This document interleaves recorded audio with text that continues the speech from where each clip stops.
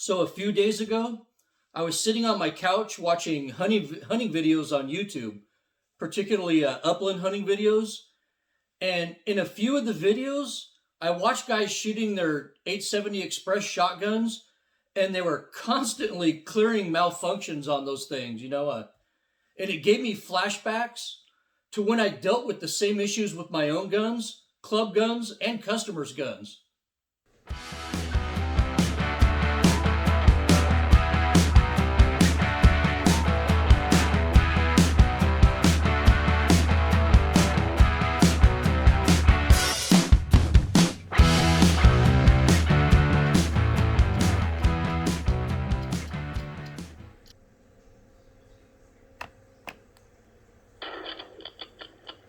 Polish the barrel, but you shouldn't have to polish a barrel when you've spent money from the company to do that. Nothing pisses me off more than a company putting out subpar. They have the name to write on. Oh yeah, 870 is a great gun, and then they start shitting on you.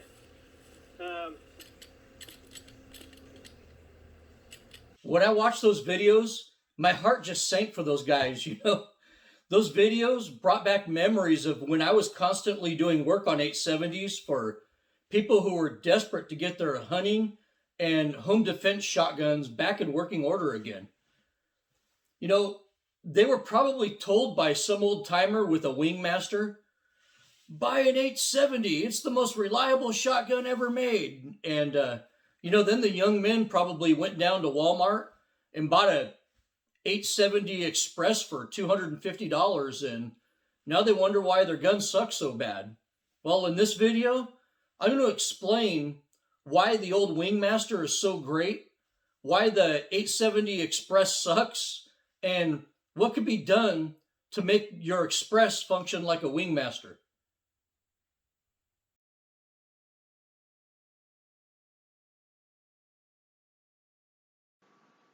The Remington 870 pump-action shotgun was released in 1950. Remington was looking to manufacture a cheaper pump shotgun than the old Remington Model 31 and to offer such a low price point that they could really cut into Winchester Model 12 market share. The move worked, and the Remington 870 became the best-selling shotgun of all time. As of today, almost 11 million 870 shotguns have been produced.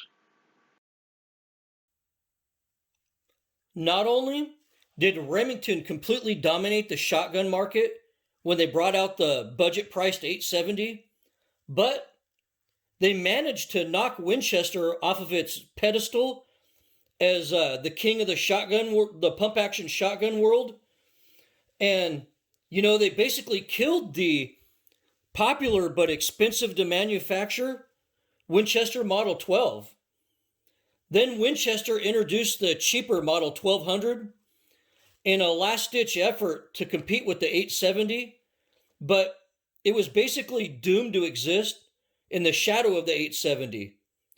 Winchester ended up selling just under 2 million of these Model 1200s and eventually made the 3-inch capable Model 1300 and then kind of morphed the line into the SXP shotgun. So Winchester spent almost 60 years trying different things to get back to the number one spot, but they never really did.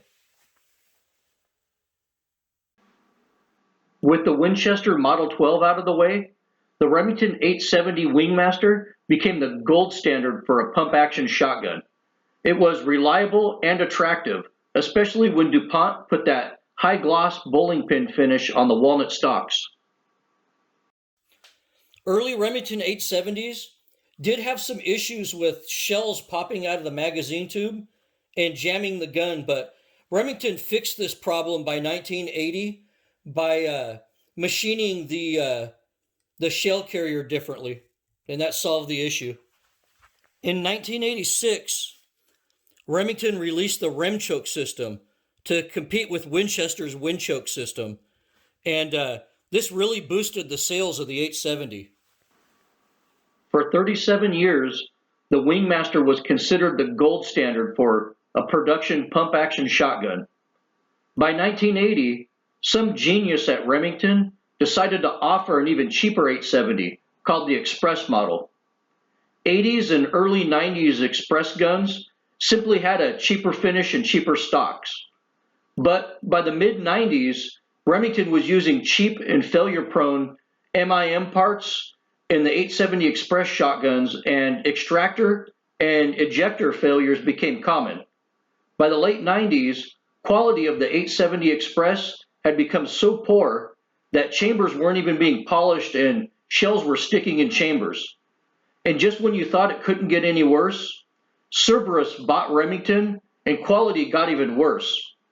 In the race to be the low-cost producer, the 870 Express became known for poor quality. Remington 870 Expresses were so bad that when you took a defensive shotgun course in the mid 1990s and up, the instructor of the course would actually spend a lot of time, usually several hours of the course, teaching students how to clear 870 malfunctions. I remember taking a shotgun course at the Gunsight Academy, about 20, 25 years ago, and most of the students were using 870 Expresses like this, and they were just constantly hammering their buttstocks on the ground to clear out stuck shells, and if you paid a premium to get a Wingmaster or a Police Model 870, you have a great shotgun. But if you're like 99% of Americans who bought a cheap 870 over the last 25 years, you probably have a low quality Express model that needs some work.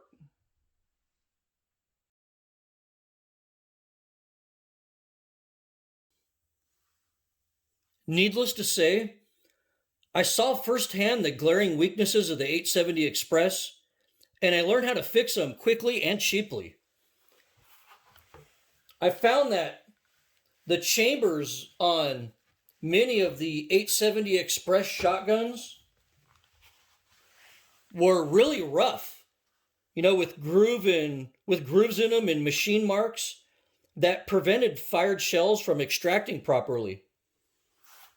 Another thing is, I also found that these cheap MIM extractors were extremely failure prone, especially when they spent their lives trying to pull shells out of one of these rough chambers. And I also found these flimsy plastic followers in these to be prone to warping and binding, and causing feeding issues out of the tube. The Mossberg guys used to say that the only way to fix an 870 is to subtract 370. But I'm going to show you how to make your 870 Express a good, reliable shotgun for just a little bit of money. And the best part, you don't need a gunsmith. You can do all of these upgrades yourself at home with common tools. I'm going to show you what I used to call my Big 3 reliability package for the 870. And I guess theoretically this could be used for any pump action shotgun, but this specifically applies to the 870, especially the Express models that kind of need the work here. But my Big 3 reliability package basically consisted of installing a good machined extractor instead of the MIM ones. And this just happens to be a machined extractor that goes in the 870 police models. But you can step up to the Volksquartzen model if you want to. But get a good machined extractor, a good metal follower, and probably the most important part of the Big 3 package is honing the chamber. So let's get to work on that. With the gun disassembled, I'm going to address the chamber first. What we're doing here is lightly polishing the chamber. We want to get all the rough spots and machine marks and scratches out of this chamber, but we don't want to remove too much material in doing so. Usually, I use a flex hone for jobs like this to get these chambers right, But for those on a budget, you can wrap some 4/0 steel wool around a 12 gauge bore brush and basically chuck it into a drill, and you can use that to hone this. The keys here are to use a good oil while you're honing, and use it sparingly too. Don't put too much in there. And you also need to constantly move the hone back and forth in the chamber while you're polishing it. When you're putting steel wool on these bore brushes, if you're taking the budget method of doing this, unravel your steel wool. You see this 4/0 steel wool, it unravels. You can see right here, that's the very end of it. And I'm just gonna peel that very end piece off right there. And I'm gonna wrap this around this bore brush really good. And that's basically, if you're on a budget and you don't have these expensive hones, this is the way to do it. Okay, let's see if the video picks it up here for you. I know it's kind of rough, but you could see this chamber's pretty bad. Look at those grooves in there, those machine grooves in there. It's pretty bad.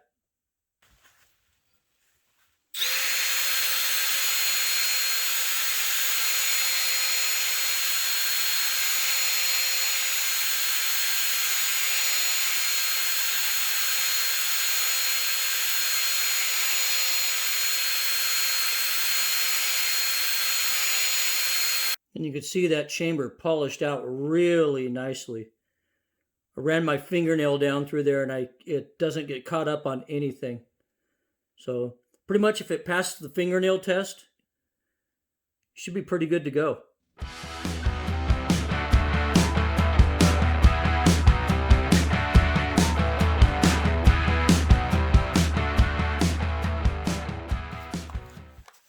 Okay, next, we're going to change out this weak MIM extractor with a good machined one. You know, I use the same exact machined extractor that Remington puts in their police models. You know, I have a link to this part in the description below. So click on that for this part. And this extractor is really easy to change, and it's only $17. You also have the option of upgrading to a Volquartsen extractor for the Remington 870. And this is a real quality machined piece right here.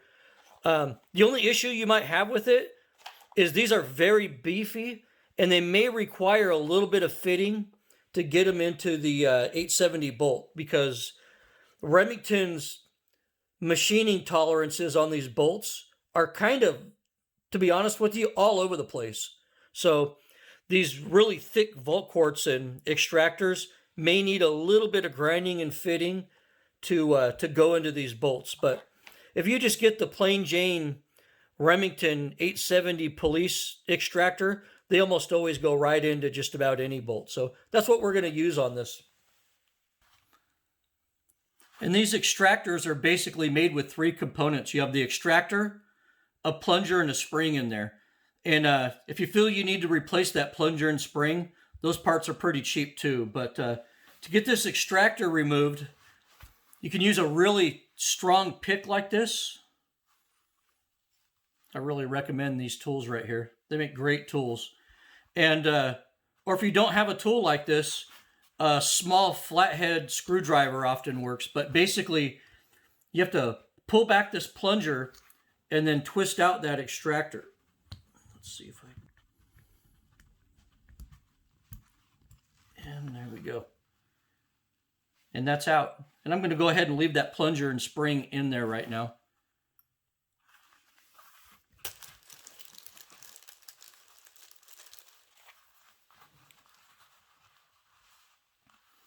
And you could see the differences between these. This MIM extractor has that seam mark right there. And it'll usually have a few like little shapes or little number stampings on it. And the machine one has no shapes or stampings or anything on it or any seams on it. It's a fully machined part. So let's get that in there. And to get the new extractor in, it's actually really easy. You're just going to push it in and rotate it, and bam. It's that easy. It's in there. Ready to rock and roll. And then next, I'm going to change out that really flimsy plastic follower that Remington puts in their shotguns. I'm going to change it out for a good metal one. I put a link to this really nice KAK follower in the description below. So this really nice follower is only $18. So well worth it in my opinion. I've seen countless 870s have feed issues because of these damn flimsy plastic followers. But hold on a minute. Before you install the new follower, make sure you give the magazine tube a really thorough cleaning. And check the magazine tube for any burrs or rusted areas. And if you find any, use the cylinder honing technique that we used on the chamber to get this tube smooth again, because it needs to be smooth. You know, I don't use any lubricants in the mag tube ever, but if you have rust issues in the mag tube, run a patch soaked with Corrosion X down the tube and let it sit for about 15 minutes. Then run a couple dry patches through the tube. You know, and this will usually do the job on these. You can also get stainless steel magazine springs if you're having a lot of corrosion issues. Maybe you're duck hunting in a coastal area. But make sure you give this a good cleaning before you install your new follower, so you're starting from scratch again. And you can see right there, there's that new magazine follower right there. Really nice, runs in there really smooth. I already loaded some snap caps in there, and yeah, it loads and feeds better than it ever has. So now we've basically turned our 870 Express into a Wingmaster with a crappy finish and stock on it. But it should be 100% reliable from this point on. After doing these mods on problem 870s, I've never had one person come back with issues. So I highly recommend that you do the big 3 upgrade on your 870 Express, so you don't end up like those poor souls I was watching trying to shoot in those YouTube videos. Before I leave you, another cheap mod I like to do to my not only my 870 Expresses, but all my 870s, is I find that the factory safety is a bit on the small side. And I really like these Wilson combat safeties. You know, here they are right here, and I got a link to these below. But these Wilson combat safeties make a big enough difference in function for me that I think they're worth the $14 that you spend on these. You know, these are only $14, and it's a great mod in my opinion. Easy to change out to. Just drop the trigger group, pull out a pin, drop the spring, put the new safety in, put it back together. It maybe takes 2 or 3 minutes to change that out, but it's a good mod. And these aren't one of the big bulbous safeties that stick out far and kind of get in your way when you're pulling the trigger. These are flat, but they have a lot more surface area. So for $14, you can't beat this as a mod either. So a new machined extractor, a new metal follower, some 4/0 steel wool to polish up the chamber. All of these mods will cost you under $60 and should take you less than an hour of work to perform. So it's a great mod. In this same big 3 package I just did on that 870, I also do to all of the Remington 1100s that I come across too. and 1187s. This has an upgraded extractor in it, magazine follower in it, and the chamber's been polished on this one too. And in addition, with your 1100s, you really need to replace the O-rings in the gas system.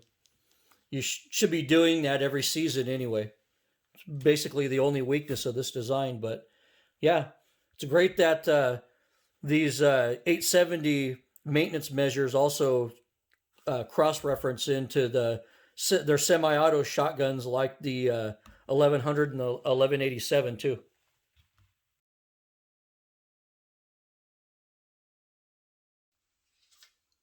Back when I was doing gun work for money, the 870 was the most common firearm that we worked on by a large margin. Of course, a lot of them were sold. But this was before everyone had a safe full of AR-15s and Glocks, when the shotgun was considered the best implement for hunting and for home defense. You know, I knew countless people who had an 18-inch barrel on their 870 for home defense. Then they'd swap out to like a 28-inch ribbed barrel to hunt birds. You know, I met people who would hunt deer, ducks, quail, and defend their home with the same gun simply by swapping out barrels. You know, the utility of the old shotgun has indeed been lost in today's modern world.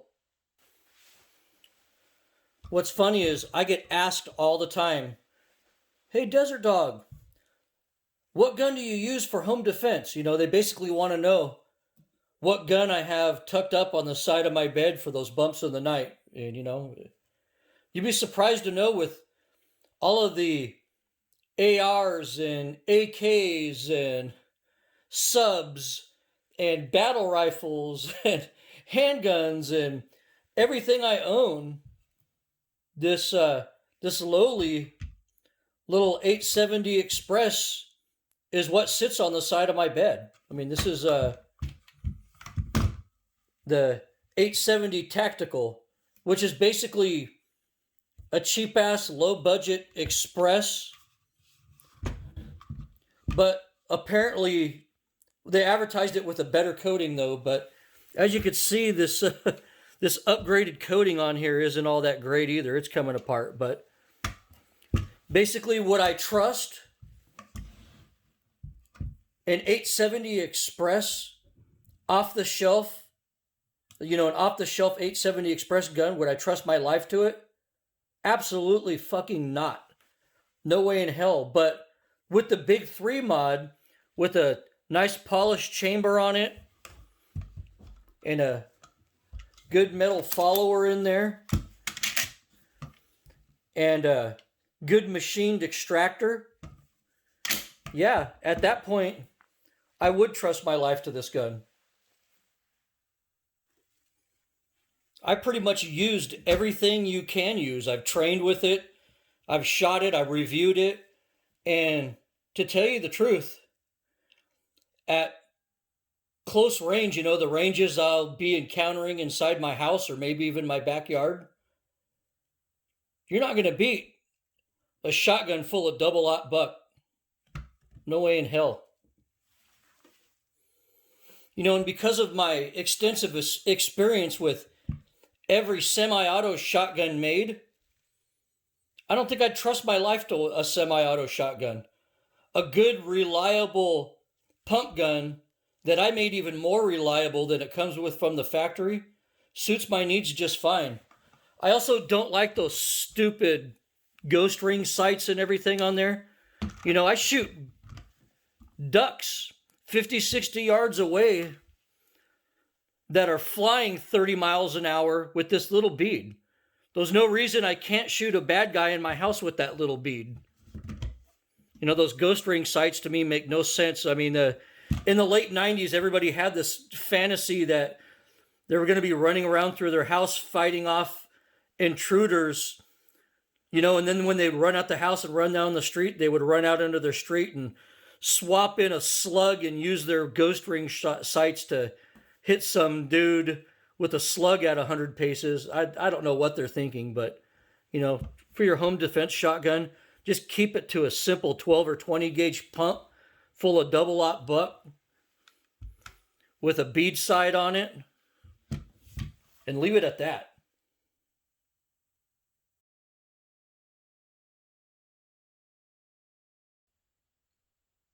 At 11 million units sold, the 870 is the most prolific shotgun in the world. You know, it was born as a shotgun that could be made cheaply, but was also reliable and good looking. And for the most part, it achieved that. Well, up until the Express model came along and kind of tarnished the reputation of the 870. But Remington actually did a good thing by bringing a low cost, high quality, American made shotgun to the masses. But they really screwed up when they threw quality aside in the name of temporarily improving the bottom line. You know, I know that some crusty old bastards with buyer's remorse will chime into the comment section below with pearls of wisdom like, I had an Express for 20 years and it never malfunctioned once, or, you know, but if you ask literally any gunsmith that's been working over the last 20 years about the 870 Express, you'll get a dose of reality pretty much just like the dose of reality I gave you in this video. So for those of you with an Express model and maybe you're having feeding or extraction issues, or maybe you just want to upgrade your shotgun for peace of mind, I hope you found this video informative. This video was made for those hunters, you know, that can only afford an 870 Express and need to make it work so they can get out and enjoy the hunt. You know, it wasn't made for people who pretend that their 870 has no issues. So be sure to subscribe to my channel if you enjoy my content and want to be notified of new uploads. You could reach me with any questions or comments at desertdogoutdoors@gmail.com. As always, thanks for watching and good hunting.